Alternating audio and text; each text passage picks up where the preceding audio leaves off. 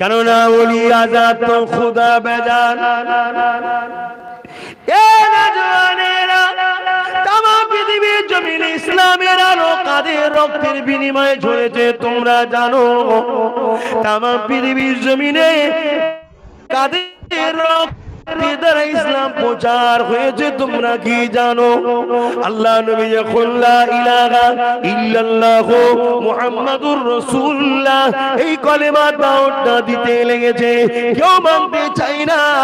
ওই সময় সর্বপ্রথম যিনি এই কলেমাটা মেনে নিয়ে নবী পাকের হাতে হাত দিয়েছিলেন উনি অন্য কেউ নয়, উনি আমার পাক দাদর দাদর দাদর দাদর 40 মন করে দাদা হুজুরের 30 পোস্টে উত্তর দিকে উপর পোস্টের দাদু, 30 তে উপর পোস্টের দাদু হযরত আবু বকর সিদ্দিক আমার নবী পাকের প্রথম খলিফা, প্রথম সাহাবী।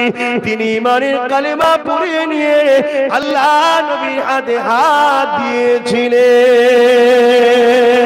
এক যুবকেরা কেউ আর মানতে চায় না, এই আল্লাহ নবী আবু বকর সিদ্দিককে নিয়ে গিয়ে কাবা শরীফের পাশে দাঁড় করিয়ে দিলেন। দাঁড় করিয়ে দিয়ে বললেন, আবু বকর তুমি একটু দ্বীনের প্রচার করো। হযরত আবু বকর সিদ্দিক এইভাবে দাঁড়িয়ে এলাকার মানুষকে ডাক দিতে লাগলো। আবু বকরের আখলাক চরিত্র ভদ্র নম্র এলাকায় একটা প্রচার ছিল। আবু বকরের কথা শুনে চতুর্দিক থেকে সবাই চলে আসতে লাগলো। আবু বকর দাঁড়িয়ে গিয়ে বলতে লাগলো, এলাকার মানুষেরা তোমরা আমাকে লাগলো, আবু বকর তুমি বড় ভদ্র, তুমি বড় নম্র, তুমি বড় সৎ, কখনো জুলুম অত্যাচার করো না কারোর উপরে।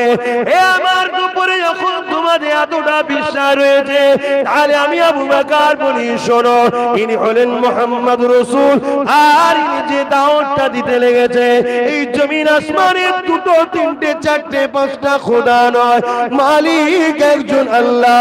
আমি পড়ে নিয়েছি আশহাদু আল্লা ইলাহা ইল্লাল্লাহু ওয়া আশহাদু আন্না মুহাম্মাদান আবদুহু ওয়া রাসূলুহু। হে আমার এলাকার মানুষেরা তোমরাও ইনাকে রাসূল বলে নবী বলে ঈমানের নূরের কলেমাটা পড়ে না। এ যুবক শুনে কেদা এই জমিনের উপরে আল্লাহ নবী দ্বীনের প্রচার সর্বপ্রথম যিনি করেছিলেন তিনি হলেন আমার দাদু আবু বকর।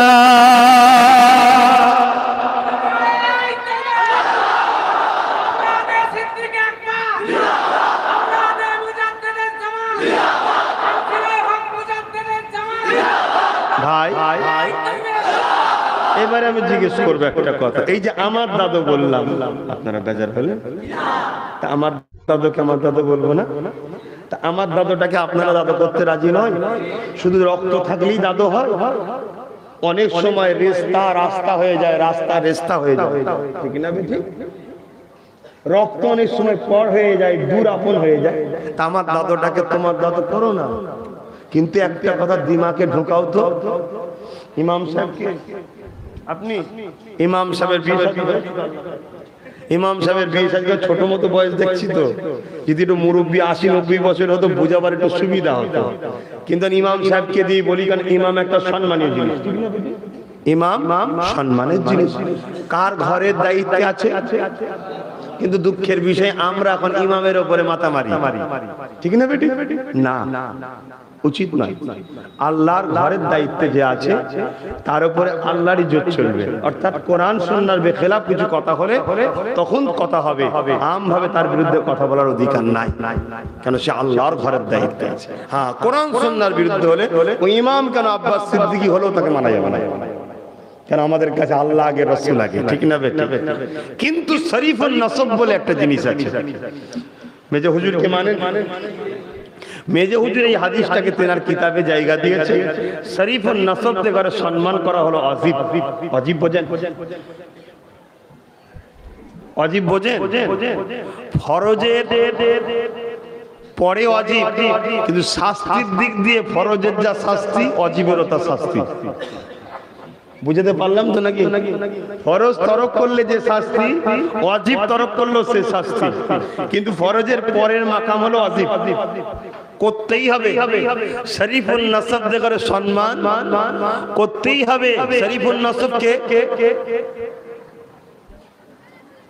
নবীর বংশধর, সাহাবাদের বংশধর, এরা হলো শরীফুল নসব। কেন কেন করতে হবে?